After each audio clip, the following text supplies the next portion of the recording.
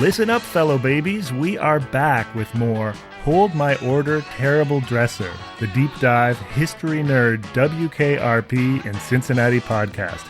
I am your co-host, Rob McDougall, and with me is my buddy, Mike Grasso. Hi, Mike. Hi, Rob. Good to be back. Good to hear your voice. It is good to be back. Yeah, we are. I have no idea when this episode is going to get edited and when it's going to drop and when it's going to air, but we are recording it on Black Friday.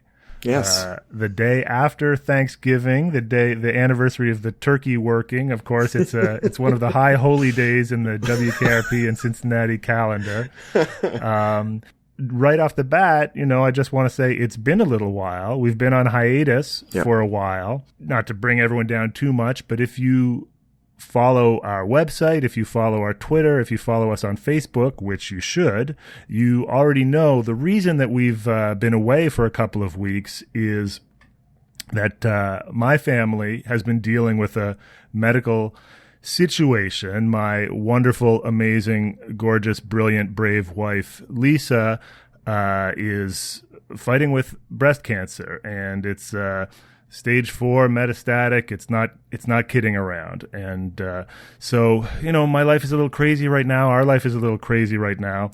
I say all this only to thank all of you, all of the listeners, for just all the wonderful, the kind words and the support and the good thoughts and good radio vibrations that you've been sending our way since you heard about this. It touched me a lot, and it's not nothing. It really does. It really does help. It really does help as we kind of wrestle with this very strange moment in our lives. Yeah, I don't really have a lot more to say, Rob, except to also thank our listeners for being patient, kind, giving, and just the best bunch of podcast fans you could have. Absolutely. And hey, I never miss an opportunity for a plug. So if you, if you're really curious and you want to know how things are going with Lisa and I, she is blogging, I would say, beautifully and bravely about her whole journey with this. Her blog is at breathing in, breathing out at WordPress.com. I think we will link to it in the show notes anyway. If you just, I'm not going to continue to update you every week on how things are going, but if you're curious about us or if you just want to read some gorgeous writing on a really hard subject, do check it out. Just a little horseplay here. That was all. Just two guys playing horse, boogity boogity. I understand. Well, he started it. Of course, I knew Mr. Travis liked games, but you, Mr. Flytrap, well, I thought you were more conservative. Oh, I am. Oh, he is. He's a very conservative kind of guy. You should have seen me 4 years ago when I was teaching school in New Orleans. I used to wear three-piece suits. 4 years ago, you were a school teacher? When I hired you 4 years ago, you told me you were a disc jockey. Yeah, well, I was. Part-time. You said your audience in New Orleans was the biggest. I remember the quote. Well... And Mr. Travis here confirmed the fact.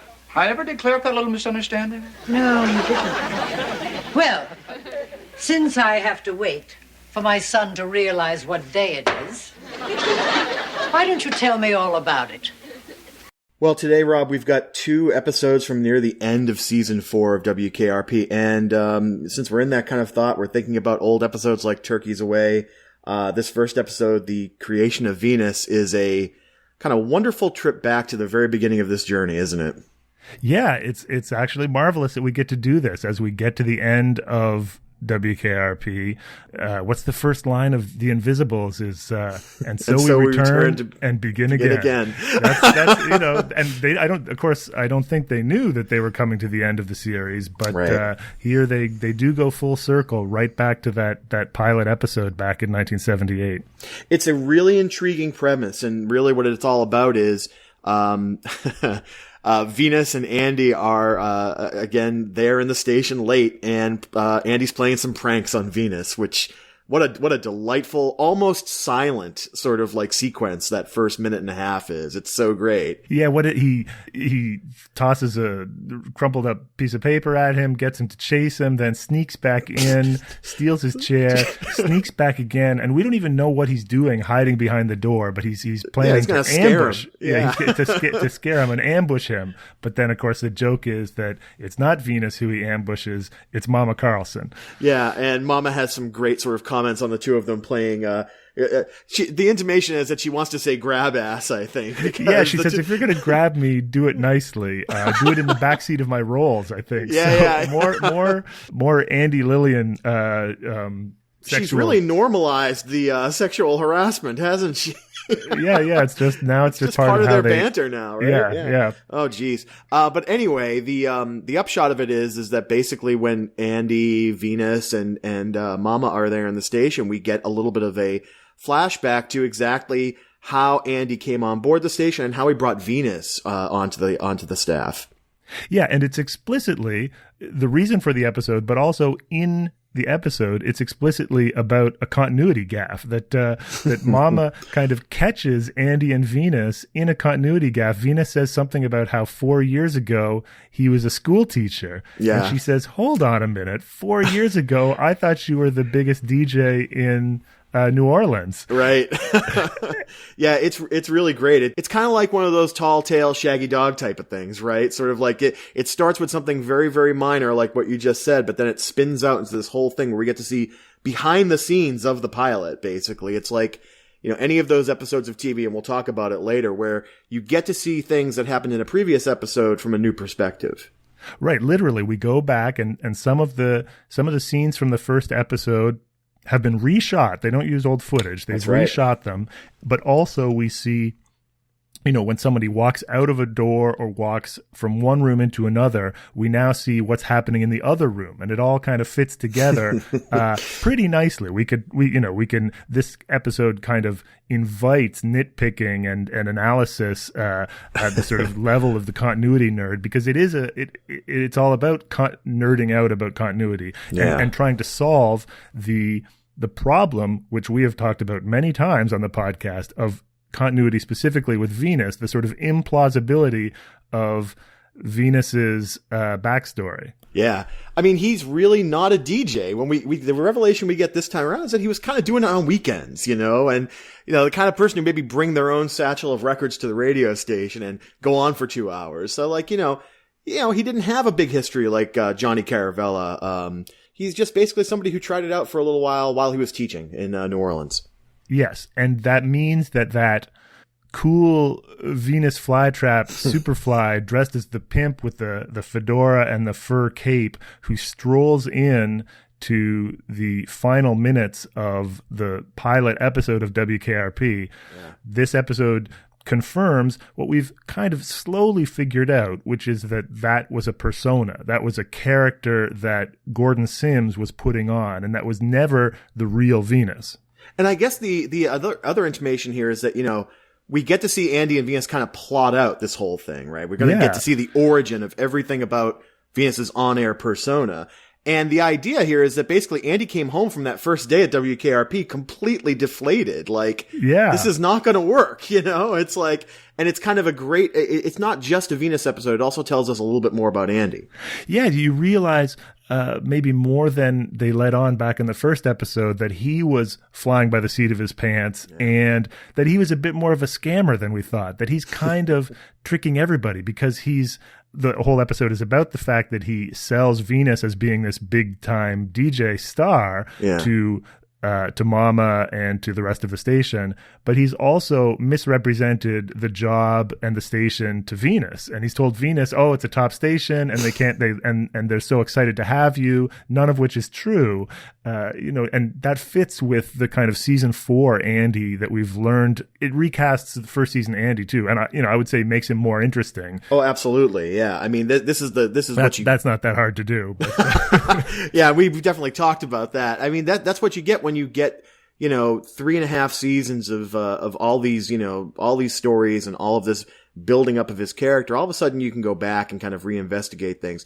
Now, a lot of the other characters get kind of short shrift in this episode, a lot of the other main cast members, and that's fine. I mean, this is really, like you say, this is really about Andy, Venus, and Mama. And I think the most interesting thing about the whole Mama situation is that when the reshoots happen, you know, it's Carol Bruce playing Mama Carlson and not Sylvia Sidney. Well, wait a minute. Now, Mama, you've been on my back for years to turn a profit here. Now, when I finally start doing something about it, you want to dump the station. I'll tell you something, Mama. He goes, I go. What? Yeah, you got it.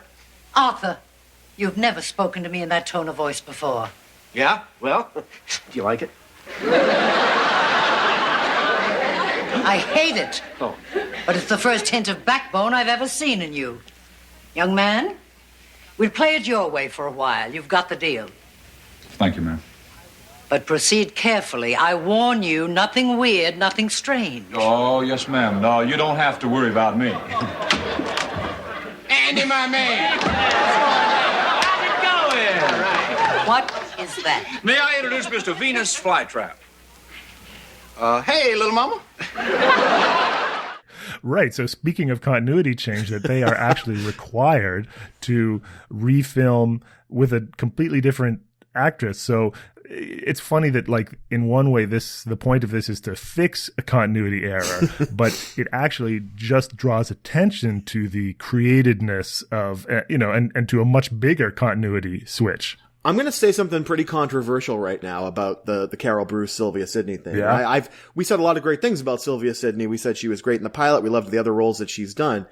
But I think Carol Bruce it's her character now, I guess. That's a big part of it. But, like, she does with what Sylvia Sidney said in the pilot so much funnier and better, I thought. And I think that it justifies the decision to bring on Carol Bruce and to recast that role, because I don't think Sylvia Sidney could have pulled off the Andy, sort of plot I don't line. even know if that is controversial. I completely agree that Sylvia Sidney was fine, but right, it's funny that it's the exact same scene. They have shot the scene with the same lines. Everyone's line reading comes off a little bit different. Sure, something you'd never notice unless you watch them right next to each other. But Carol Bruce, even in how many episodes has Carol Bruce been in? But probably over a dozen, if not more. Yeah. So, she's created a character too, and you're right that I think there's no question, that she's the top mama. When you said that you don't notice very easily the changes in the line readings, there's one place where it was very apparent to me, and that is the monumentous scene where Johnny does the format change. Yeah, okay. It feels so different because it's such an iconic scene, It's like, that those lines by heart, and the way that Howard Hessman redoes it is kind of lackluster, kind of low energy,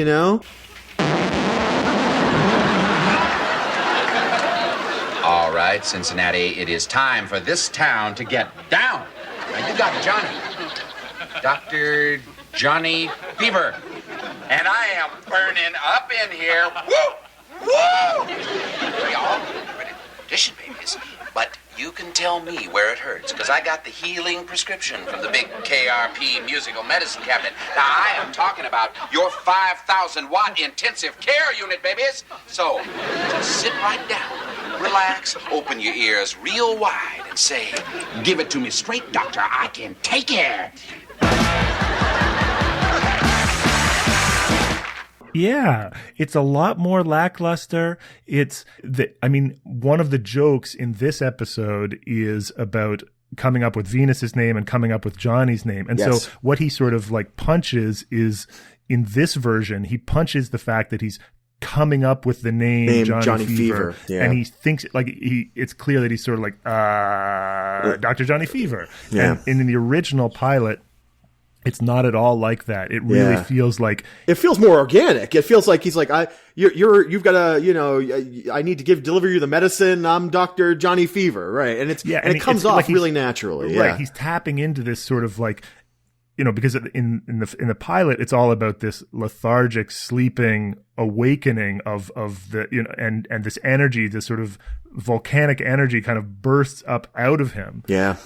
This time around, it's much more about, how he's winging it and making it up. Yeah. And, so it is quite different. Is this a Rashomon thing where like we're seeing everything from the other are we actually seeing that scene from Johnny's perspective in some kind of weird meta way, Yeah, I think that's a better way to look at it than to sort of like insist that, since this is the same, it should be identical, and to sort of judge it based on how perfectly it matches. I think that, if you think of this as being about memory, then maybe you see something different every, what we learn about, what sort of science tells us about memory is that it's not like a vault of video cassettes in our head. Like every time we remember something, we actually corrode and corrupt that memory and recreate it, right? We're going to have to use the Simpsons clip where Homer is remembering himself as a big muscle guy, and there's like, Flanders has got a baseball mitt on, and like Apu's got 3 heads. I remember it perfectly.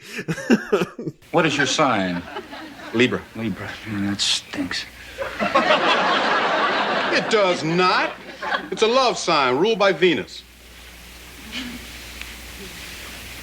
That's it. That's perfect. Your new name is Venus. Andy, I don't know how to tell you this, but Venus is a girl's name. You know that real white lady with no arms? Yeah, I'm telling you, it has that cosmic feel to it. Couldn't I have a cosmic name for a boy like Pluto? No. That's a dog's name. Mercury. That guy brings flowers. Now listen, what do you think of when you hear the name Venus? Flytrap. Plant that eats bugs? Don't be an idiot. Okay, now think. Part of the pleasure of this episode, Rob, is kind of hearing them, Andy and Venus, try to come up with a look and a sort of persona for Venus at Andy's apartment. Now, Andy is thinking about breaking his lease because he doesn't think he's going to be sticking around at WKRP. So we get this character of this landlady who comes in, gets bribed with a 5-pack of beer, I think it was, or something like that. Right. And she says she's going to go drink it while she watches Masterpiece Theater, which I thought was a lovely little touch, That character's sort of all over the place. First she's grumpy, then she's all sort of like, he's flirting with her, and she's totally won over. I think I said in the notes, it's not that she's actually that funny, but she's having fun. And you can tell, definitely. Yeah, it's good enough, but you're right that what's really neat about this is the episode is called The Creation of Venus, and basically they create the whole concept of Venus flytrap, and they come up with the name, and that's all part of it too, is that because what is Venus is, his name is Gordon Sims, as we know, and he is a part-time amateur DJ in New Orleans, where he goes by the Duke of Funk. The Duke of Funk. I think that is a much better name for 1978 than Venus Rising. All Earth, Wind, and Fire, Afrofuturist, sort of occult stuff aside, I just think that, like, if you're, Andy's like, this is a surefire winner, but I think Andy's brain is kind of in 1973. You know what I mean? Like, that's way more of an early 70s kind of like, You're saying Venus Rising is more early. Right. The sort of spacey. Yeah. The word that Andy keeps using is cosmic, right? Yes, cosmic. exactly. And they joke about the fact that Venus is technically a girl's name or a female name. That's right. It's the one thing everybody always wonders, like, how did that come up? But like, the idea of changing it from Venus Rising, which he does use in the episode where he plays in the morning, remember? He does use the... Oh, he does get to use it, that's right. But because here what happens is, what do you think of... The joke is that Venus flytrap is a terrible name. All anyone thinks about, it's the plant that eats bugs. That's, but then in the moment, Andy screws it up and says Venus flytrap instead of Venus Rising, and Venus has to go with it so as not to, and he's stuck with that name forever. No, that really is great. I think personally, Venus flytrap is an excellent name. I think that that is the most badass plant there is, really, basically, when you get right down to it. A plant that can eat animals is pretty badass. So. Yeah, the one carnivorous plant. It is badass. It takes away from the sort of, the feminineness of Venus and they call him trap. And no, it's all, it all worked out for the best. All that, it's all pretty delightful. split-second decisions all worked out. Now, if you want to be, again, this episode invites sort of hyper continuity nerddom, but I believe that in Who is Gordon Sims, isn't Andy surprised to learn that Venus is Gordon Sims? I think so. Yeah, I think so. Because again, like, I think this is one of those reasons why, I think when we had Leah on, it may not have made the episode, but I remember her being very anti the creation of Venus. And one of the reasons why is that when you start getting into looking at these little continuity differences, you get this cascading, well, that doesn't quite work, and that doesn't quite work. This is a very cute way to solve it all. I think it's great. And again, it rewards, like, imagine you're a fan of WKRP in 1982, before VCRs or anything else, and your memory is going back to 4 years ago when you first started watching this show. It must have been, you wouldn't have been able to cross-check the scenes against each other. It would have been, right. And I think that's one of the pleasures of this episode is that it is kind of like, it's very deliberately neat. It's very deliberately cute. It's not like, it's winking at us the entire time, basically. Right. And what that gets me thinking of is other shows that have done this kind of thing, where they've shown an episode from a different point of view, let's say. Played with continuity. Yeah, what I was going to say about continuity, so this episode comes from, it's written by Blake Hunter. Yes. Our WKRP Bible guy, basically. Right. He's the guy who cared the most about continuity. And I think in the Castle book, he even talks about that he, had a literal continuity book where he would write down that, Arthur drives a Dodge and that sort of thing. But that the page for Venus had gotten pretty convoluted by this point. Yeah, absolutely. This episode does nothing to address, it doesn't mention his career as a Vietnam deserter or bassist for the Who, but right. Sailor Ned also goes by the wayside, right? Yeah, but it fixes this one thing. And what you were just saying about like how this felt watching this, back in the day. Continuity has sort of. We're going to talk more about continuity, I think, and the whole sort of the shibboleth of continuity. I think that, like a lot of nerd culture, it's sort of curdled into a fetish, Yeah. But so now I feel I have different attitude about continuity than I used to. But I think back at this point, what this episode said to me is that the people making the show cared as much about the characters as I did, that they noticed, it wasn't about memorizing some 300-page monster manual so that, every single thing is consistent with every other thing. It was just about, that they care, and they're like, well, to see that and to fix this. And so, I really feel like this episode is like a gift to fans. Yeah. Fan service in the best sense of the word. Yeah. Yeah. I mean, not to put my media studies cap on to sort of, abstractly, but like, when you think about television as a medium, I don't think it always rewarded the kind of obsessive behavior that it does Absolutely. in 2017 or even in like 1992. Like, I think that WKRP exists on, again, another sort of set of hinge years where TV was changing from something that was disposable to something that was savable, from something that was kind of like a memory that maybe you had to call up yourself into a memory that you could call up over and over again. And that has to do with the advances in media technology, that we've talked about the VCR, and we'll talk about the VCR a little bit more in the next episode. That's right. But like the idea that, you have this huge corpus of knowledge that you have to kind of like refer back to wasn't really a big deal in TV, except in certain like little sub communities. Like when I think about the short run that Star Trek, the original series, had on TV, and the obsessive sort of, that's been parodied again and again in pop culture, the obsessive nature that show had 20 years after it had gone off the air. Like, that's the beginning, I think, of sort of this change into TV becoming a medium that really rewards, repeated watching and cross-referencing. Now, there are other media that, refer to other works in the medium. I mean, comics are a big one, right? Stan Lee was famous for putting in, hey, this happened in Fantastic 412, True Believers, and his little, boxes in each of the issues. But like, continuity there, I mean, that's the reason why comic book movies are so big right now. It's because they reward that kind of obsessive viewing that you say is kind of a result of this curdled obsessive geek culture. Yeah. Well, the two things that what you just said make me think of is, first of all, notice those examples, comic books and Star Trek. Like these are, that these are very much nerd culture, geek culture.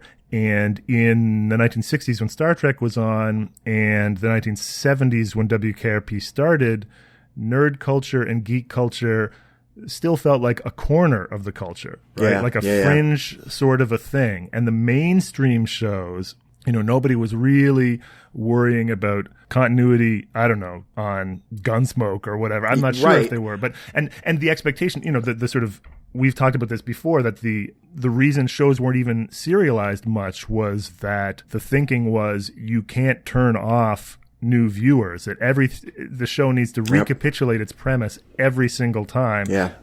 If you can't expect people to remember stuff and hold information in their heads, but Star Trek fans and comic book fans like to hold information in their heads, and that in 2017, like, we're all nerds now, right? We're all nerds now. And then That's so ominous. That sounds so... I know. Well, and then, what I think, one of the reasons that I am a lot less positive about the continuity idea nowadays than I used to be, you mentioned Stan Lee saying, hey, true believers, see Fantastic Four number 36 is... that what Stan was doing in a very sort of gentle way that was marketing. Like, it's sales. And today, in the day of the sort of, the Marvel universe and every other sort of franchise property, continuity is, they've managed to leverage the geek impulse of continuity and also the completist impulse into, a way you got to sell. Like, you can't even understand this movie unless you've seen the 18 that come before it. Yeah, absolutely. And I think that's why this episode, I don't think it gets to that uncanny point that, like, a lot of, like, things where if I saw it twice and I didn't remember it right the first time, it doesn't hit that point for me because it's so gentle about it. It's not really hitting you over the head. And that's why this episode is really well done. But there have been, again, other situations where people have walked back into the history of a show. You know what I mean? Whether it's as simple as, like, the flashback structure in Lost that, rewarded all this sort of cross-referencing and, they would shoot the same scene from two different perspectives. Or something, again, to talk about Star Trek. I mean, when that Deep Space Nine episode aired, where the crew went back to the Trouble with Tribbles episode, I mean, I was I was anxiously awaiting that episode. Not that I was a huge TOS fan, but I wanted to see how they were going to pull it off. Like, how are they going to do it? How are they going to get the old footage in with the new footage? And we had been through mid-90s. We had been through, Forrest Gump and all the rest of the sort of, I think Forrest Gump was the sort of thing that convinced them it was possible. Yes, exactly. But that episode did it with a ton of humor and a ton of winking self-referential humor that helped defuse the sort of, like, what it might feel like unnatural to see, like, Rene Auberjonois, like, hanging out with the, the Klingons in the space station, commissary or something like that. Right. Well, of course they had to, there, just as, like the two mamas, they had to address, among other things, the glaring difference in, TOS Klingons and new model Klingons. But, what'll it be, boys? And don't ask for Ractigino. If I have to say we don't carry that one more time. The Klingons. Klingons? Over there? And over there. Those are Klingons? All right. You boys have had enough.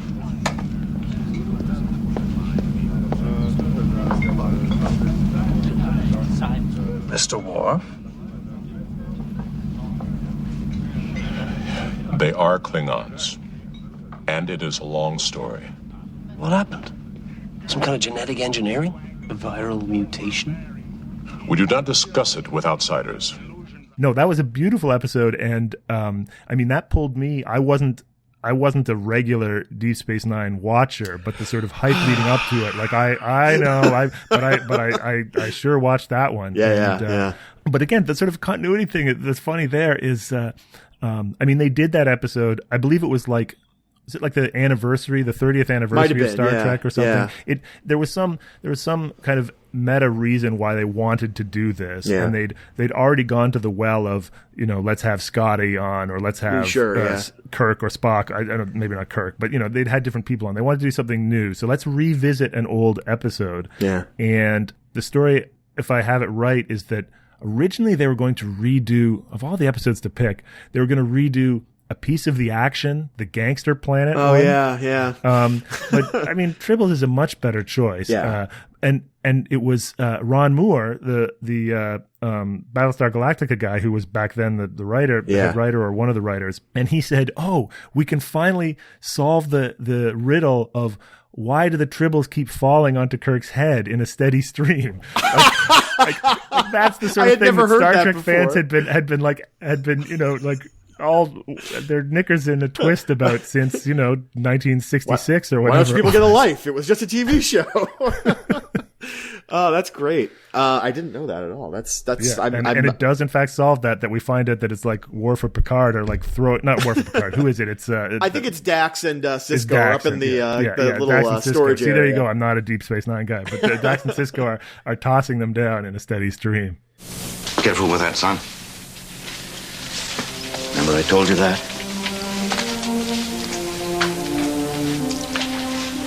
I don't understand this autism thing, Pop. Here's my son. I talk to him. I don't even know if he can hear me. Because he sits there all day long in his own world, staring at that toy.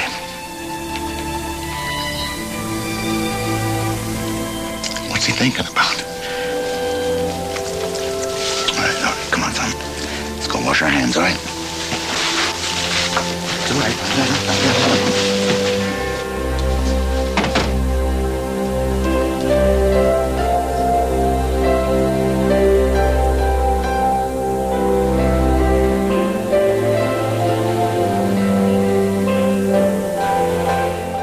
When we were talking a little earlier about the medium of television rewarding this kind of obsessive viewing and reviewing, recently I had occasion to do a piece on the history of the broadcast intrusion on TV on We Are the Mutants. I did a terrific piece. Yeah, check it out, people, if you haven't already. I linked to the David Foster Wallace, his view of television and what it had done to American culture as far as irony and sincerity is concerned, and all this stuff. And he brings up this example from St. Elsewhere, of an episode where this guy thinks he's Mary Tyler Moore from the Mary Tyler Moore show, Mary Richards. And remember, St. Elsewhere is an MTM show. So this is all reflexive, self-referential stuff. This patient sees Betty White in the elevator at St. Elsewhere. And, he says, was it Sue Ann, right? Sue Ann, it's you. Yeah. And of course, Betty White is playing a completely different character in that episode, right? So this guy's existing in his own TV universe, but the TV universe that we know is also involved, and it rewards the obsessive MTM viewer. So what that got me thinking about is, what's the sort of ultimate meta TV exercise in television history? You mean other than this podcast? Other than this podcast. It is the final episode of St. Elsewhere, where it's revealed the entire show is a dream, or an imagination in the mind of Tommy Westfall, who is the son of one of the doctors there, who had severe autism and basically was looking at this little tiny hospital inside a snow globe. And it's implied in the final episode of this series that you just spent 7 years watching that the entire thing never happened, and it was all in this kid's imagination. And the sort of expansion of that I think that really started happening during the internet age is that people started linking St. Elsewhere, because it had been linked to a bunch of other shows like Cheers, other shows from the MTM universe. And they put together this whole idea that every single one of these shows is inside the mind of this one kid looking into a snow globe. And basically it became this whole thing called the Tommy Westfall universe. Right. So for instance, the idea being that there would every now and then be crossovers to St. Elsewhere. So characters from Homicide or Law and Order appeared on St. Elsewhere.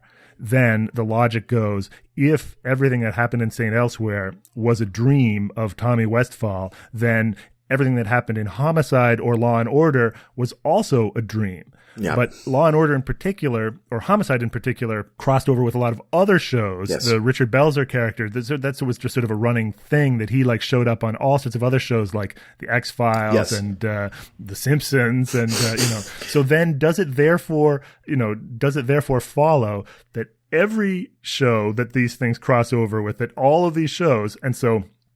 Yeah, if you go to the internet, which is where this kind of stuff lives, you can find huge long lists of what's called the Tommy Westphall universe or the Tommy Westphall hypothesis. Yeah. Long lists of all the shows that ever crossed over with St. Elsewhere, and then all the shows that ever crossed over with them, and all the shows that ever crossed over with them. And it's actually almost easier to list the shows that don't cross over with Tommy Westphall at some point. I mean, although I believe WKRP is one of the shows that does not actually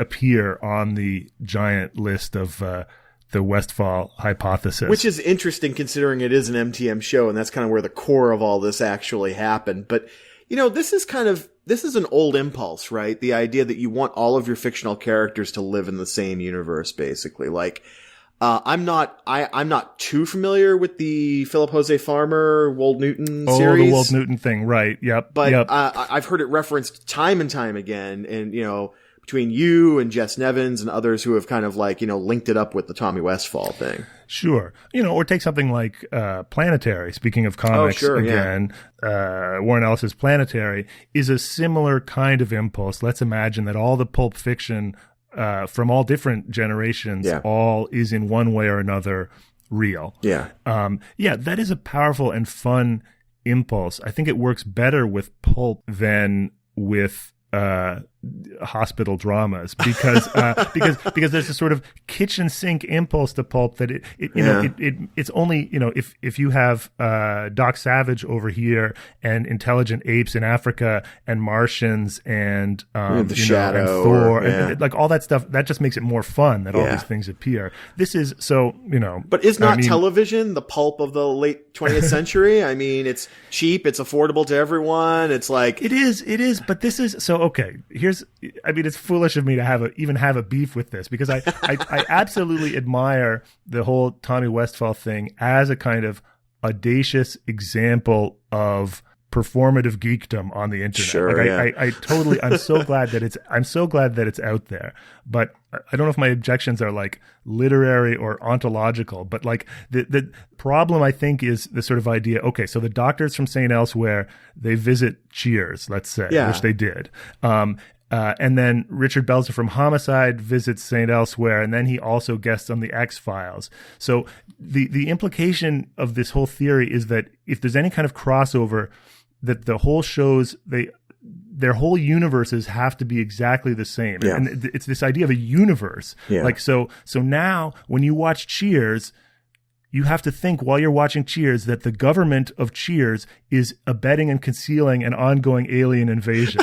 And I just don't buy it. Like, that's not the same worldview as the worldview that inhabits Cheers. If the two shows have different worldviews, different philosophies, how do you decide which one is like ontologically dominant? That's what I was going to say is like, it's really interesting because the idea becomes basically like a TV viewer thinks that the TV show that they love is like unique and like special. And so that means that like every TV show must be like in the St. Elsewhere universe, there could be a bar called Cheers with a owner called Sam Malone, but it might not be the same universe or continuity as the Cheers that you watch on Thursday nights at 9. You know what I mean? So, but what I'm saying is there's no St. Elsewhere universe. There's no Cheers-iverse. The show barely has 2 sets. It does not depict a universe. Well, I mean, it depicts 12 people. WKRP has 3 sets and 12 cast members or 8 cast members. Well, now we're getting to the whole Bishop Barclay sort of like, what you see outside of your own 5 senses, does it still exist when it's gone kind of thing. And like, I don't want to get into that, but like, the implication is that Cheers is on a planet Earth, right? And it's got like, every other person who existed in the 1980s on it. But yeah, like the idea that if 2 TV shows cross over, that means that there is an unbroken chain between all of these different TV shows. It just basically what it says is that like every one of these unique little casts and everything is, unique into and of itself. You know what I mean? And yeah, well, I think that again, I fixate on this business of the universe, and I think that the fact that we even use that word betrays that this comes from comic books and Star Trek. Because sort of those are genres where, you might actually go to the edge of the universe, and thus you have to like assume that yeah, Thor and, Black Widow appear in the same universe. What does that mean sort of, ontologically? But I feel like, sitcoms are small enough that like, if Les was to, we're going to talk about, The Impossible Dream in a minute. Yeah. If Les had, journeyed to New York, if he'd made his trip to New York and while in New York, he ran into, Mary Richards or Lou Grant because he wants to get into journalism, right? Yeah. Like, I wouldn't say that therefore that proves that they're all part of the Cincinnati verse. I would say that like he has actually journeyed from one show to another, that he has sort of like traveled to a new place where the rules are different. Whoa. And, when you read again, this crosses over with the sort of, marketing imperative that all these things, when we talk about universes, it's what we're really talking about is intellectual property and, right. But, I have, if I read a novel that's published by Random House, I don't expect that like, everything in it is good. That every other novel by Random House is gonna, Holden Caulfield, has he ever met Tom Sawyer? I don't know, but jeez, yeah. Hello. Hey, MSG's rerunning the Yankee game. You watching this? They are. George, you coming to bed? I text Matt about you. Yeah, I'll be there in a minute. What was that? Nothing. I gotta go. Oh, Mattingly just singled. It was really very wrong of you to back out on that deal. I didn't make a deal. I just shook your hand. Yeah, well, that's a deal where I come from. We come from the same place. Starting it. I gotta go. I think the moment that if I had to pinpoint the moment that like my thinking about continuity changed, it might be a sort of sad moment in my first year of graduate school. And we've talked about how that was, by no means the best year of my life. Yeah. My first year at Harvard, and I was in the international student dorms. Because I was an international student, but I really felt out of place there with all of these, Chinese math geniuses and joyless German literary theorists. But this was still the high point, the heydays of Thursday night must-see TV. And I can't remember exactly which episode it was, but basically it's hard to tell this briefly, I guess. It's okay. So Friends and Mad About You take place in the same universe. That's for sure, yes. Because Phoebe has a sister also played by Lisa Kudrow, and they had crossovers from time to time. And Mad About You and Seinfeld also take place in the same universe because there was an episode of Mad About You that was about Paul Reiser finally deciding it was time to give up his old apartment, his old bachelor apartment. And then it was Kramer was the person who was subletting his old bachelor apartment. And it was, it was clearly just a ratings goose for Mad About You to have Kramer appear on Mad About You. It's like when the Simpsons went to go visit Chief Wiggum PI. Yeah, exactly. Yeah. Or when the John Lovitz, the critic, said, "If you ever want to come and visit me," and the Simpsons were like, "That's never gonna happen." But so then a few years later, there was an episode of Seinfeld where George, and I think it was to sort of signify how George was unhappy with the sort of increasing domesticization. This is while he was engaged to be married. Yeah. There was an episode that ended with him stuck watching Mad About You with his fiancée. Oh my God, I totally didn't even think about that. Yeah, and so I was watching this episode now, just to set the scene. I was watching this episode in the TV lounge of the international student dorms in my first year at Harvard. Very lonely, not a lot of friends, but enough people sort of gathered in the common room for Thursday night TV that I felt like I had friends, and of course I just left. We've talked on this podcast many times about my fantastic undergraduate house, which was a house of people who loved TV and loved to nerd out about TV. So when this happened, when George was watching Mad About You, I immediately said, how can George be watching Mad About You? Mad About You and Seinfeld take place in the same universe. And there was like dead silence. And I foolishly plunged forward and began to explain what I just explained to you. But because and there was this episode where Paul Reiser had an apartment and and long silence. And then just somewhere in the back of the room, a voice said, "Yeah, thanks for sharing." Wow. That might be those perfect 90s response to something like that. It's like, oh, wow. Well, Rob, it's another way I wish I had known you during that time period, because I would have been like, I am just as upset about this as you had been. I wish I would have been, rooming with you rather than those losers. Do you mind if I sit down? Well, sure. Anything you want. Thank you. You know, this isn't easy for me. I don't usually spill my guts, as they say. Oh, no. Mr. Carlson. Yes? Ever since I was a little boy, my mother and I have had this dream, our special dream, that someday I would grow up and that I would go to New York and that I would get a job on the Times. The New York Times. That's right. Uh-huh. You think that's crazy, don't you? Oh, no, Les. Just, I thought, first you might try the Post. I'm not going to try either one of them. Newspapers have had it. Mother says this is the electronic age. So that's why I've decided to go into network news. Tempted to sing The Impossible Dream. Got it running through my head now. Let's see. I guess both of these episodes are titled for other pieces of art, aren't they? Now that I think about it. The Creation of Venus is the... the Birth of Venus. You know what? I didn't even... Yeah, you're right. Of course, The Creation of Venus. Yeah. Golly, the literary illusion or artistic illusion, classical illusion went right over my head. But the allusion to Man of La Mancha, I got. Well, our second episode this week is The Impossible Dream. A little Man of La Mancha reference for you. If you've got the song, if you don't have the song running through your head, you're less than 50 years old, maybe. But maybe you're thinking about the 1967 Red Sox, who were called the Impossible Dream Red Sox, because that's when that's when that came out. That's when that came out. Yeah.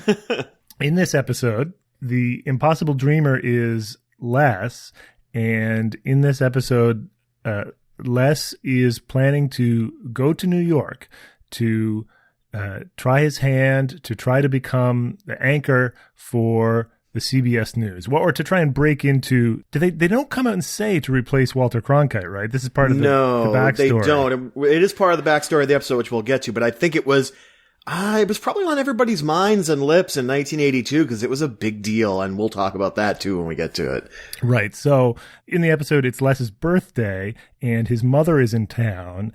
And it's a little fuzzy to me, the motivations, but Les, it's Les and his mother's dream for him that he should go to New York and either become, work for the New York Times or become a network news anchor.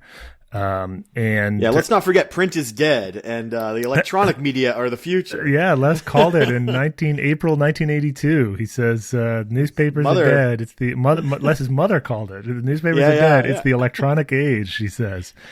And there's some business involving Andy's upset because it's Les is going to New York. It's supposed to be Andy's vacation. He's got a ski vacation planned. And then Jennifer tries to throw a surprise birthday party for Les so that she can meet his mother.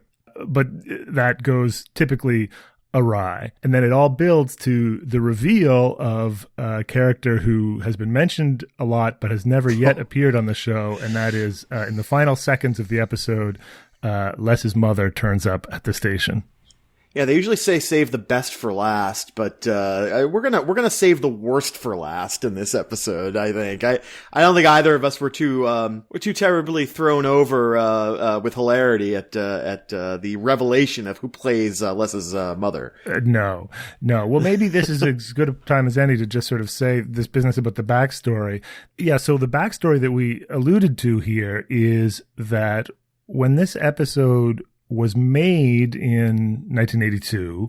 Walter Cronkite, had he retired, or he had retired, right? But he maybe hadn't been fully replaced. The dean of American television network news, the most trusted man in America, Walter Cronkite, the anchor of the CBS News, CBS, the same network as WKRP, had finally retired after, 20 odd years in the big chair. And so the question was on people's minds of who was going to take his place. But the reason for this episode, according to the Castle book on WKRP, is that there was some talk that Walter Cronkite himself would guest on WKRP, that they could get him to do a cameo. And so you could imagine that this episode might have run somewhat similar to how it ran, but then could have climaxed with Les meeting the actual Walter Cronkite. Yeah. I don't know what Cronkite would have said or done, but they could have had a little moment. Yeah. And that would have been pretty fun. That would have been pretty cool. Yeah, absolutely. But it was not to be. Cronkite was not available or couldn't do it, or in the Castle book, they just say something like the network didn't want him doing entertainment stuff. He did a cameo apparently on Mary Tyler Moore once. That's right. Yeah. I don't remember the episode, but I did read that online as well. It's a tough time. I mean, like these days, a famous newscaster, like retiring after 15 years or something like that, doing a cameo on a sitcom makes perfect sense, right? Like it's network, cross marketing, but back then it's like what we talked about last episode with that sort of like the end of that sort of era of respect for the deans, the lions of American journalism. I mean, back then Walter Cronkite's post-retirement career and sort of the ethics and sort of behind it would have been a big concern for the network brass. Yeah, so a sitcom and maybe even WKRP in particular just wouldn't have seemed quite respectable enough for Walter Cronkite to appear on. So they had to come up with a different stunt casting. And so instead they took the Norman Bates in Psycho route, and Richard Sanders plays Les's mother. Yes. It's a little tiny scene at the end of the episode. Yeah, we'll talk about that when we get to it. I mean, overall, I really like this episode a lot, Rob. I mean, I think it really I think a lot of these episodes at the end of the fourth season are kind of inadvertently tying up a lot of loose ends when it comes to characters. And this feels like, it feels like Les is almost coming to terms with what his modest level of success means. It happens in the booth with Venus, when he finishes showing the folks at the station his audition reel, which is, delightfully and amateurishly put together. To us, it's Les, right? It's him being sort of like as earnest as he can and kind of putting an audition reel together that he thinks is going to knock the socks off of the CBS news team. But what's unusual and gives the episode a little bit of heart and pathos is that Les sees that. Like in watching the video, he sees what Les never sees, which is he sees his limitations. All right. You've come a little closer with Mr. Stanley Turntine. This is Venus, my children. And I want you to know that I hear you crying out there in the darkness, asking yourself, am I good enough? Should I take the chance? Will I fail? Well, Venus doesn't have the answers to those questions. Only you know your true worth. So seek not reflections in another's eyes. Let the church say amen. Amen. Amen, brother. Does that help you, Les? Oh, I'm sorry, Venus. I wasn't listening. Yeah, exactly. And so, Venus, who's in the booth with two financial advisors this time around. Not just one, two very pretty financial advisors. But he definitely wants to make it clear that they really are they really are doing his taxes. He stresses that. He's not just macking on two ladies. And, Les, very, like I said, very self-aware, comes to the realization with talking to Venus that, he knows that everybody was looking at this audition reel like it was a joke. And, the joke of that scene is that Venus gives him this very heartfelt advice while he's introing the next song. On the air. The next song is actually called Make Up Your Mind. And it's it is a funk jam. It's by Aura with 2 R's. Go check it out on YouTube. It's a fantastic song. And then, Les says, "Oh, I'm sorry, Venus, I wasn't listening to what you were saying on the air." It's a great message. Venus says, seek not reflection in another's eyes. You know your own true worth. And then, very well done. And then Les says, "Oh, I'm sorry, I wasn't listening." But in the end, he does come to that realization, because in that final scene, just so we are sure that it's not actually Les in drag pretending to be his mother, a la Norman Bates, Les's mom is sort of like gives a piece of her mind to all of his coworkers and then storms out. But before she storms out, Herb sees her, obviously assumes it's Les, and starts harassing her and even gooses her on the way out. And then Les comes back in about 5 seconds later, dressed as Les. So we know it wasn't actually Les. Well, this is what mother. I mean. That's what makes this scene kind of creepy and weird. Like, whatever you think about drag and comedy, because so I have to say, I don't think I'd ever seen this episode before. I saw that in the notes. I was very surprised. I did not think that was possible. I did not think that was possible, because now we're getting close to the end, and there have been episodes certainly that I didn't remember very well, and episodes where I remembered things wrong, and we've talked about that. But this episode, allowing for the vagaries of memory, and my memory in particular, I really think I would remember Les as Richard Sanders as Les's mother, and I just had no memory of anything in this episode. So that was really fun for me to be able to watch one last episode fresh. Yeah. But this scene, I just, the unheimlichness. I mean, there's this sort of, the actual look of him. Whatever, it's drag, so you just sort of sense that something is off, and it did make me think of Norman Bates, given the character. We've said that, But in particular, I couldn't tell at first. I mean, I knew it was his mother, but like, you're set up to sort of not quite know, as you said, is it Richard Sanders in drag, or is it Les in drag? And both Johnny and Herb think that it's Les. So it's like there's this kind of funny doubling where like is that where this is going to go? They're going to reveal that Les really is a sort of Norman Bates-esque psycho that dresses up as his long dead mother, his moldering skeleton of a mother. And that's all me projecting on the episode. It's not in the content, but just so that took me right out of what was supposed to be, I guess, a big guffaw. Nespen, are you going to New York or San Francisco? I beg your pardon. May I help you? I'm Lester Nessman's mother. I came here on the bus. Oh, hello, I'm Arthur Carlson.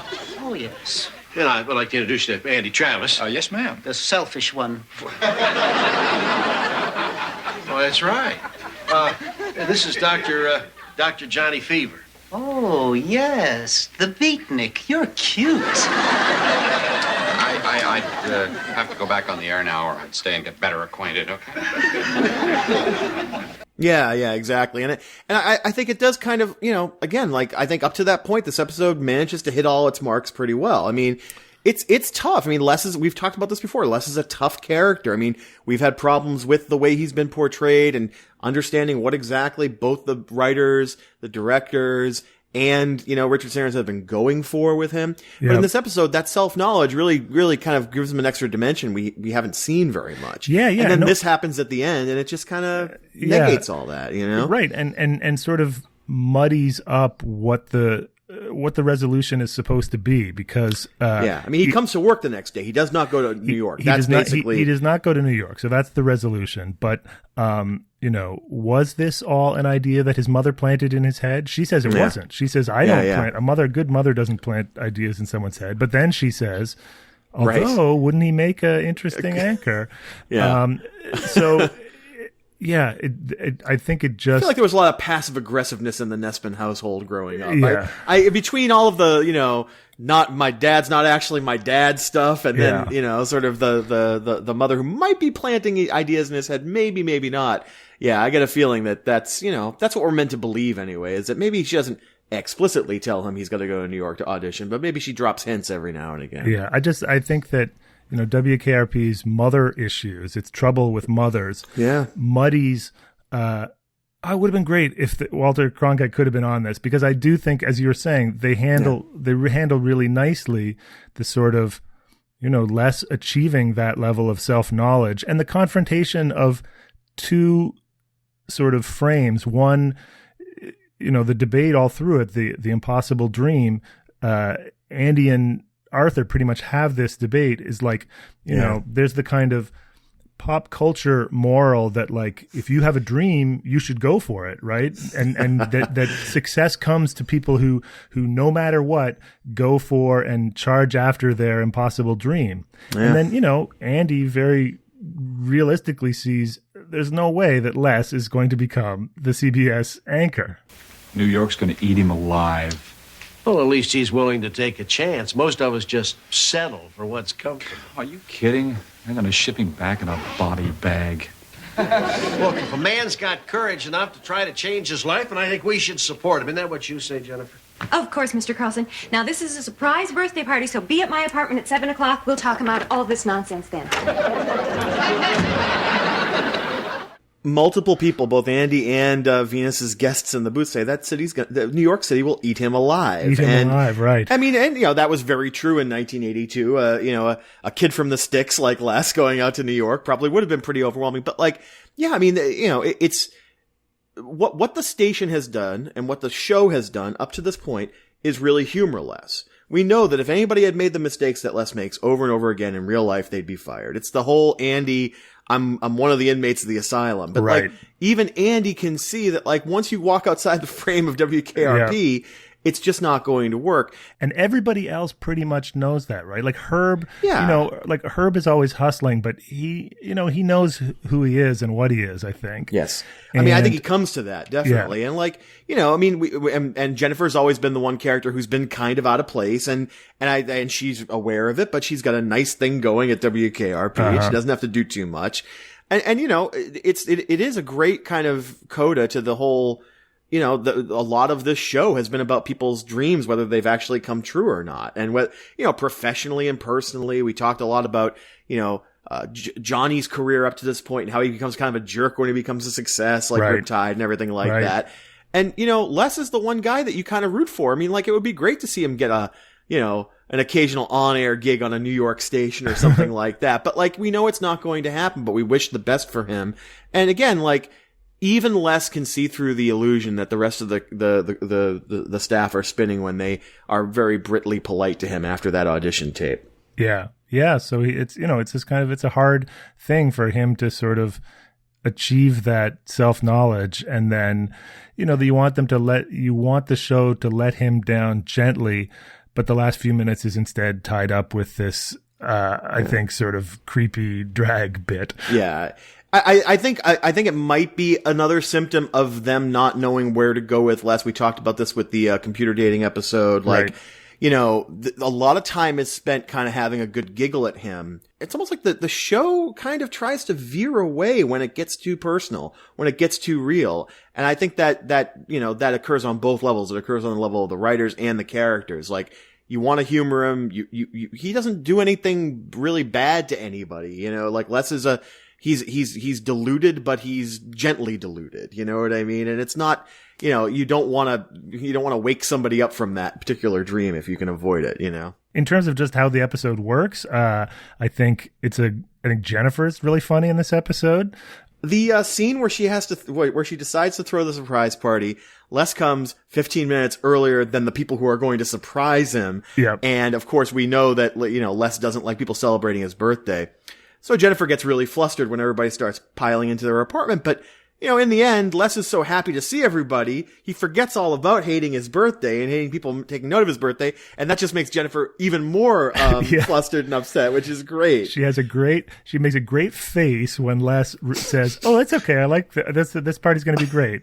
Then Lonnie gets a big laugh just from the line, "Put on the damn hat." Yeah. I don't know if we've ever heard Jennifer swear before like that. And then when Les finally leaves, she's like, triple vodkas all around everyone. And, so yeah, flustered Jennifer, very funny. Also, a lot of pouting Andy in this episode, because the sort of the other thing that's going on is that Andy's ski vacation has been spoiled, and he has to pout about that, and at first he keeps telling us that there's 2 feet of powder on an 8-foot base at Aspen. At Aspen? But then later he reveals that he can't even ski. Yeah. Well, you had mentioned sort of the idea that, it seems kind of incongruous for Les and Andy not to be able to take their vacations at the same time. You know what I mean?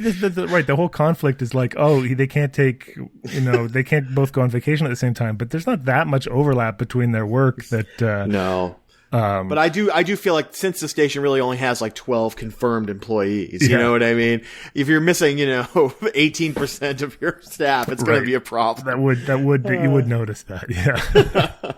But yeah, Andy's wanting to go skiing. We know he's gone to the Caribbean before, and at the end of the episode, he swaps his new skis for a new scuba outfit. But the idea of a ski vacation and buying a bunch of new stuff to go skiing is very, very 80s. I saw you mention that in the notes. I was very pleased to see that. It's the ultimate sort of yuppie vacation, isn't it? It's totally right. Yeah. It's I think it is a very yuppie vacation, a very 80s. I mean, people still ski, of course, but the whole gestalt of the fancy, parka and the ski boots and the skis, all the equipment.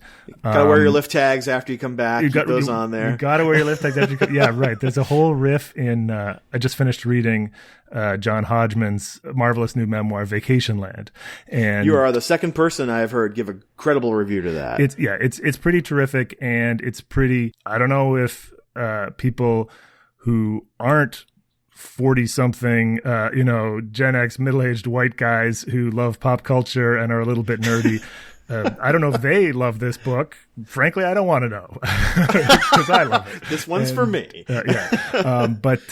And so Hodgman, who grew up in Brookline, Massachusetts, not far from you, yes, he has a whole nice riff there on, the class implications of skiing, basically, when he was a kid. Sure, and it's not like he was not a poor kid. He had a privileged background, but he was not one of the kids who disappeared for a week every February and came back with, as he puts it, reverse raccoon tan lines on their face from the goggles and these tags on their jackets that, to him, he didn't know what they even were, but they were just like tags of privilege, basically. And absolutely. Yeah, I mean, again, you grew up in New England. It's very easy to drive somewhere like that, but you're right. Like, the idea of making it a hobby, it's an expensive one. And, I think much like we were talking about all those vacations to the Caribbean happened in the 80s.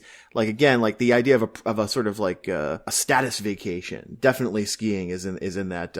I didn't ski until I was almost out of high school. So, it was like, it was never every February thing like you're talking about. Yeah, no, I think it was very much a status thing. And so, like, I just think, next to the preppy camp across the lake, the rich skiers is like, if you, in sort of the 80s teen movie. In fact, that came up in one of our episodes, right? It came up with Dave. Yeah. Dave just tossed that out as like one of the 12 classic stories is, my dad's he's gonna kick all the snowboarders off the mountain. The rich preppies are gonna kick the snowboarders off. Who are they actually selling the mountain? Is like mining companies or something like that? Like, who's actually gonna take over the mountain?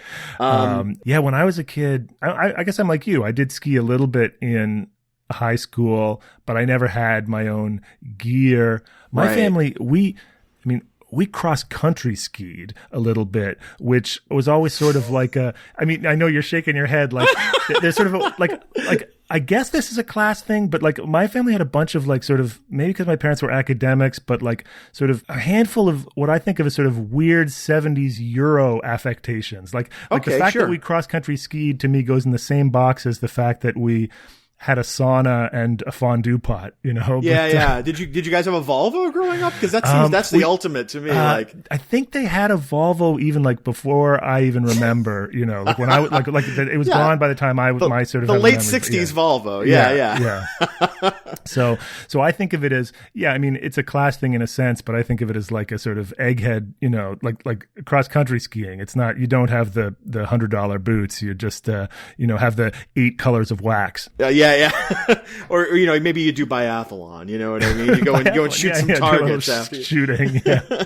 There was this great bit at the beginning of the episode that I really wanted to talk about because we're talking about childhoods and stuff, and Bailey mentions that it's always amazing to meet people's parents because she's because of Les's mom coming to town, and she's specifically talking about Les's mother. So all I could think about was our episode with our moms. And how exciting that was to try and find out, this is I love to meet I think it's Jennifer who says it actually. I love to meet people's parents. I love to see what they look like and how they act. And yeah. Which sets up the end of the episode. Sets up the end of the episode. Exactly. You get to meet, you get to meet our moms. It's exactly. Was there anything unusual about him?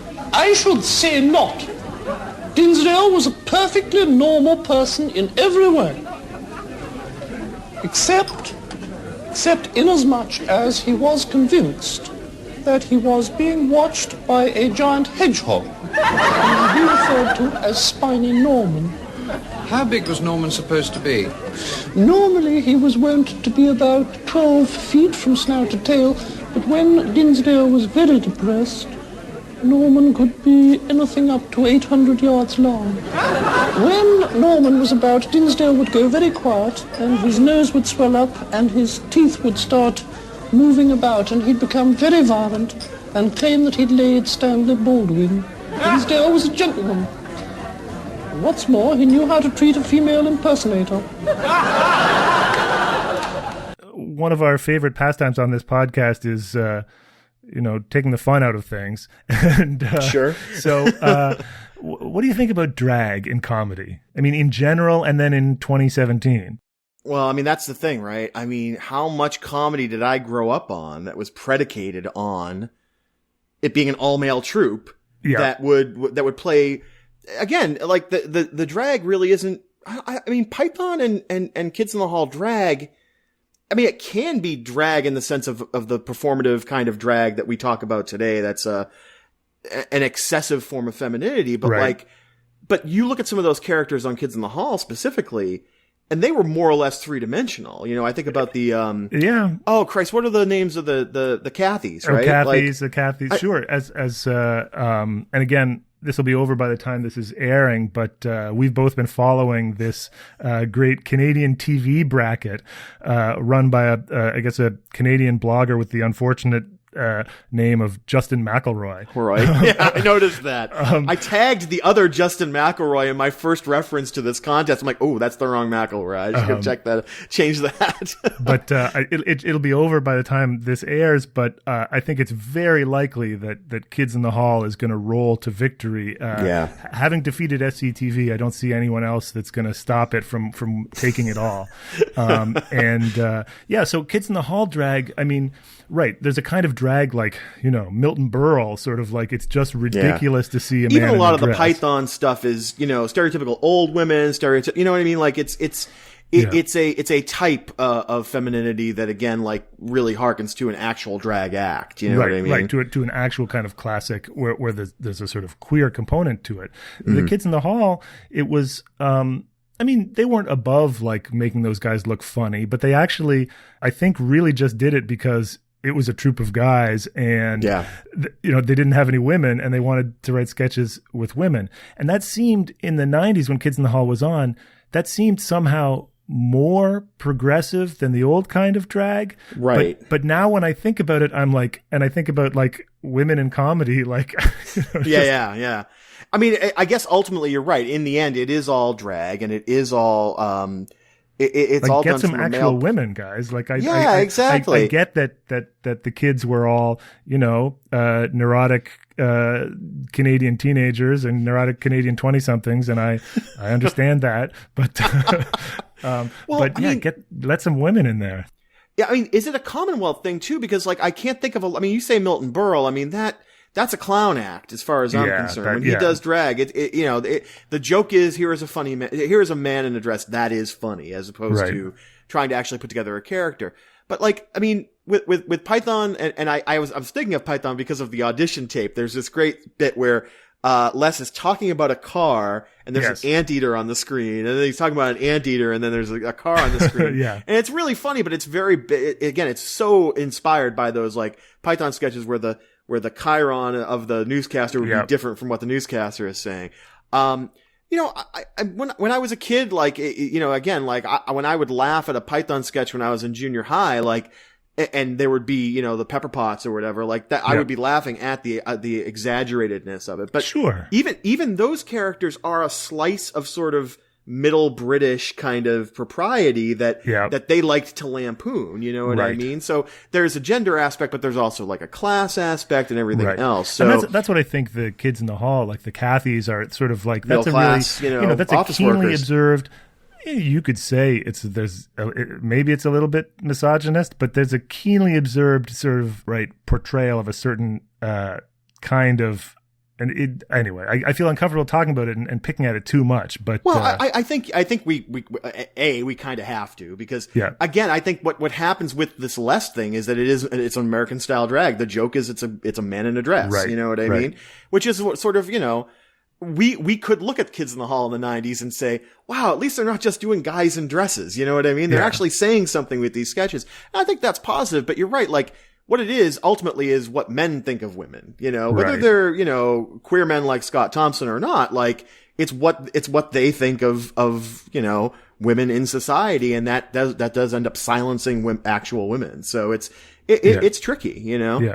But then there's another tradition of drag as queerness, right? And exactly. Of drag where there of sort of, gender fluidity and gender performance, and which again hasn't been shielded from real critique. I mean, I think of the RuPaul's Drag Race having to change the name of their email sketch, you know what I mean? Because they were using a derogatory term. And so even the sort of gay male, the gay cis male kind of drag performance hasn't, really, escaped the real criticism. And a lot of people have, again, historically pointed out that a lot of drag performances can be misogynistic just in and of themselves, in the fact that they reinforce, again, a cis gay male look at femininity and womanhood. Yeah, I guess so. Sounds really hot. Hi guys, I just ran into Brett, and there's a big warehouse party on Saturday night, and you gotta dress in drag. Oh, excellent! I've got a fabulous costume. I can go as Sandy Duncan. Oh, great! I can't go in drag or I won't get laid. I think I'll just take my shirt off, because my nipples qualify as tits, eh? What you gonna go as, Smitty? I'm not going anywhere in drag. Drag is misogynist. What's that? It's when you don't like women. You like women? Yes. Intensely. I love women who look like drag queens, like RuPaul. RuPaul is a man. She's great. Gay men are not women. Calling each other by girls' names and dressing up like supermodels is regressive. Oh. Yo, guys. Hey, Shona. Hey. Listen, going to the big warehouse party on Saturday? Yeah. Well, we will be, but Smitty won't, because Smitty thinks that drag is misogynist. Only when fags do it. What if you're a woman and dress up as a man? Eh? I don't know. Oh. Well, I'm going as Rush Limbaugh. I'm bound to get laid. He's such a pig. Yeah. It's gonna be a gas. See y'all there. See ya. See ya. There's an idea, Smitty. Why don't you go as a man? Yeah, maybe you'll get laid. I'm getting more coffee. Okay. You get me one?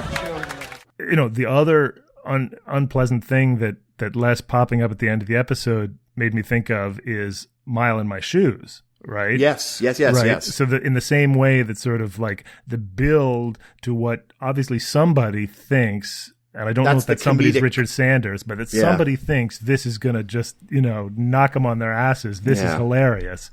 And instead, you just kind of wish that hadn't happened. Yeah. I mean, I'm not going to say it couldn't have been done in a way that would be funny in 2017, but there would always be that thing in the back of your head.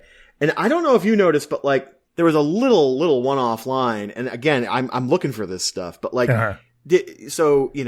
Les says, I'm going to New York. I'm traveling first class all the way. I got a first class plane ticket. Jennifer got me I know today. what you're going to say. Where are you staying? Oh, there's always room at the Y. Yeah. Yeah. You know, and again, this is 1982. There's nobody who's not going to get the double meaning of that. Maybe not nobody, but let's put it this way. The Village People had come and gone. They were already onto their sort of, techno thing. They had put disco behind and they were already onto something different, but they had had a huge hit with a song that, again, a lot of people in middle America maybe didn't get, but most people who were in the know. It is fun to stay at the YMCA. yeah. But I mean, again, like that just glared out at me. I was with all the stuff we talk about with Les. No, and when they see, this is the thing, Johnny and her both think that think that he's flipped and that he's dressed up as a woman. And Johnny says, "Are you going to New York or San Francisco?" They're explicitly they are. It's not just us reading into it. They are hitting on the sort of question of Les's sexuality that we have danced around so often on the show, and of course that's tied into, mother issues.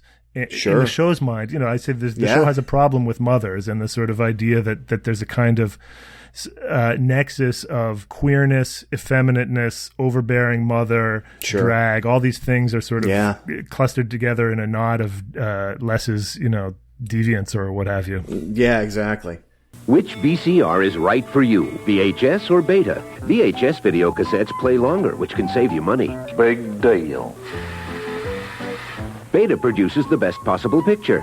Big deal. What may be no big deal to some people may be a big deal to you. That's why NEC makes both VHS and Beta to give you the best choice. Which VCR is right for you? NEC. These are your NEC big dealers. Keep coming back to the audition tape. I mean, it was funny. I mean, I really did laugh at it, but how Les got to make his audition tape is a great, another little shaggy dog thing goes on for about 15, 20 seconds. Things just keep getting added to it. Herb hooked me up with this video producer.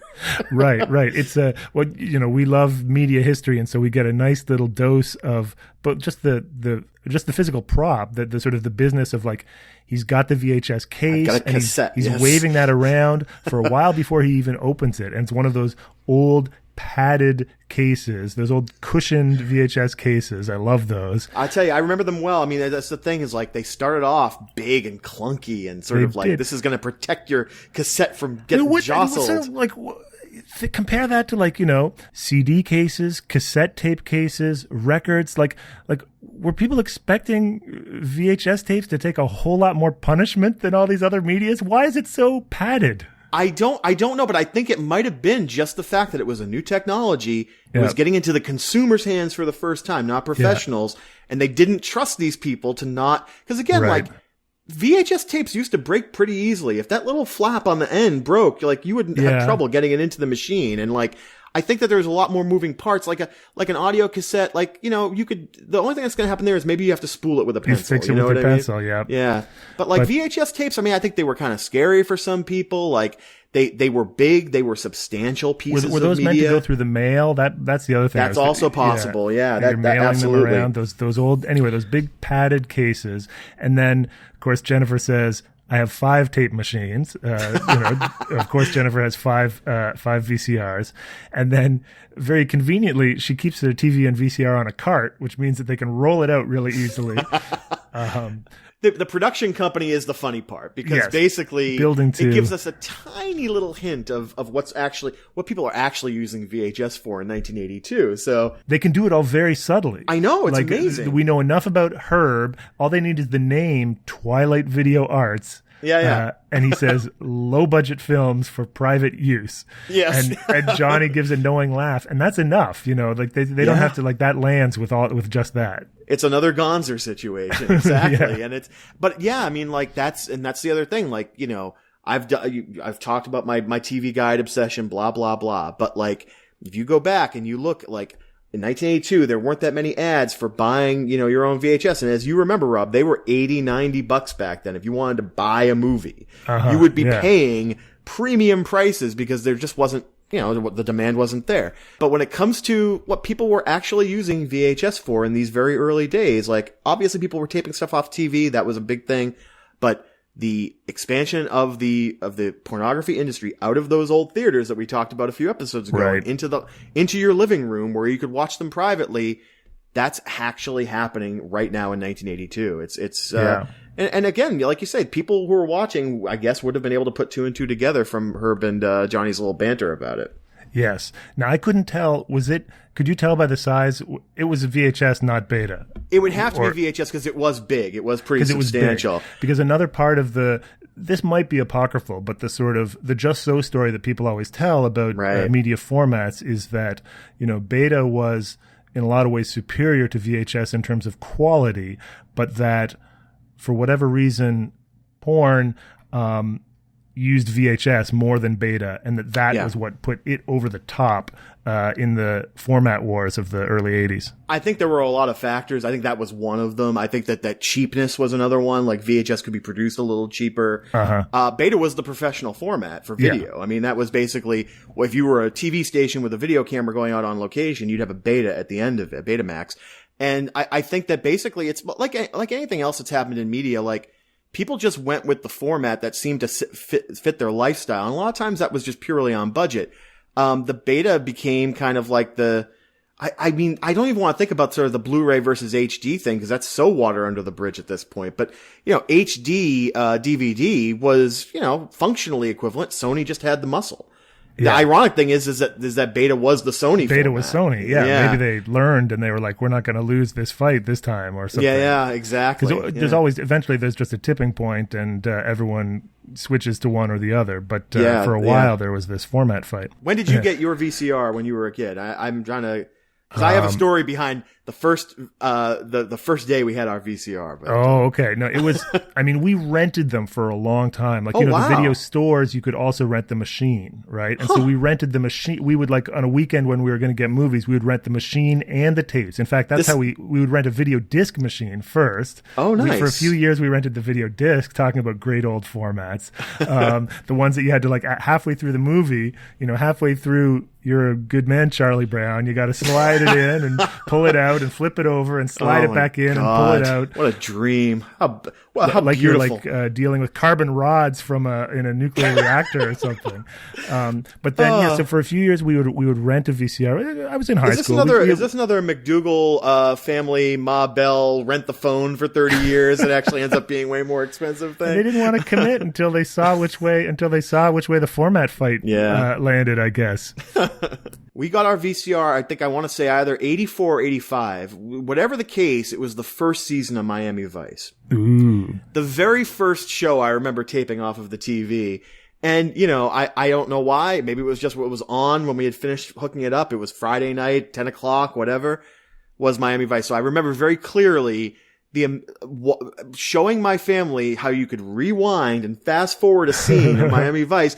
And I think we must have sat there like those humanoids in front of the monolith for like you just discovered fire. Exactly. Yeah, it's like 30 minutes. Probably looked like a monolith too. Yeah. I remember it had these great light up buttons. So when you were fast forwarding, the fast forward button would light up red, and when you were rewinding, the rewinding button would light up red. So you knew exactly which direction you were going at all times. I don't even remember if it had a remote. Because I remember just being down in the living room, just kind of right near there, pressing play, pressing fast forward. I had my own TV studio, like that line in Back to the Future. Yep. I mean, I was so intrigued by it. And by the end of 85 or 86, we probably had 50 or 60 tapes of stuff taped off the TV. So when the VCR entered my life, it really did allow me to we mostly taped movies. There were a lot of, when my dad would pay for a prize fight on HBO or a pay-per-view, he'd tape that bad boy because he wasn't going to pay once for it and never watch it again. And never get to see it again. Sure. There's a pet peeve of mine in 80s shows that's set back in the past. Sure. Is, you got the Americans or Stranger Things or what have you, that 70s show. I always feel like remotes are much too common. I know that there were clickers back in those days. They did exist, but my memory is that they were in the vast minority of houses. Oh, yeah. And so it always bothers me when people have even the sort of the big old clicker with the sure. line of buttons and the wire, Yeah. And I think that we only had a remote once the cable box entered our lives. Like that was it. That was the point where you would have one. But like cable boxes, the sensation of those old cable remotes where you just click those buttons would just you press that you'd hear them click, and then people don't really realize exactly how clunky a lot of these interfaces were. Yeah, we had the one. Yeah, right. I remember the one with the long line of buttons, and when you push one button down, all the other ones pop up. So there's a button for every station, and you go like, oh yeah. Jeez. But you're right. Like, I think I've seen that, like in Mad Men, like they would have remotes with TVs. Maybe a lot of those people were rich. Maybe they did have remotes, but like in the later years of Mad Men in the late 60s, they a lot of TVs in the show had remotes. So that always bugs me. I guess, Mad Men, again, as you say, they're trying to show opulence, but I think that it's a misremembering because we're so used to them Used to remotes. Yeah, I agree.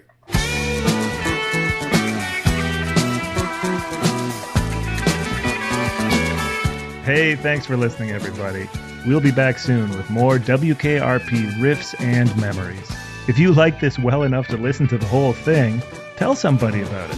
We're online at holdmyorderterribledresser.com, which, believe it or not, wasn't taken.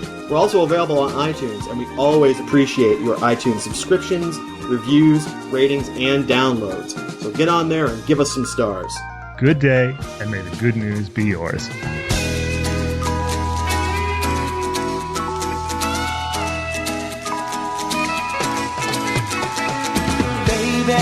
If you've ever wondered whatever became of me, I'm living on the air in Cincinnati, WKRP. I'm at WKRP in Cincinnati.